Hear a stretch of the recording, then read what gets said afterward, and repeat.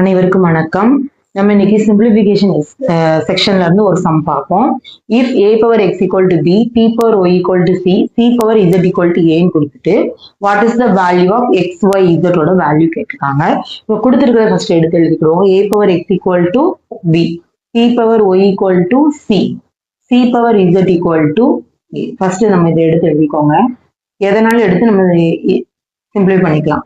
இப்போ c power z equal to a எடுத்திருக்கேன். இப்போ சிக்கு பதிலாக என்ன வேல்யூ கொடுத்துருக்காங்கன்னு பாருங்க. சியோட வேல்யூ என்னது? B power y. இப்போ நான் சிக்கு பதிலாக என்ன பண்ண போறேன்? பி பவர் ஒய்ன்னு சப்ஸ்டிட் பண்ணலாம். B power y equal to z is equal to a. இப்போ வந்து b power y to the whole power இசட்னு இருக்கு. அப்போ என்ன பண்ணணும்? இது ரெண்டையும் மல்டிப்ளை பண்ணணும்.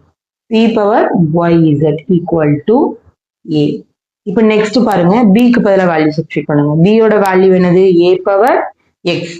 ஸோ பிக்கு பதிலாக என்ன சப்ஸ்டிட் பண்ணலாம்? ஈக்குவல் தான் கொடுத்துருக்காங்க. அப்போ பிக்கு பதிலாக ஏ பவர் எக்ஸ் சப்ஸ்டிட் பண்ணுங்க. A power x to the whole power y z equal to ஏ.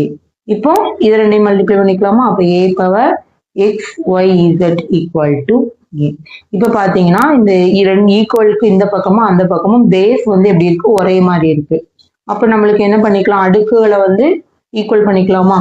இங்க வந்து ஏக்கு பவர்ல எதுவுமே இல்லைன்னா என்ன இருக்குன்னு அர்த்தம்? 1 இருக்குன்னு அர்த்தம்.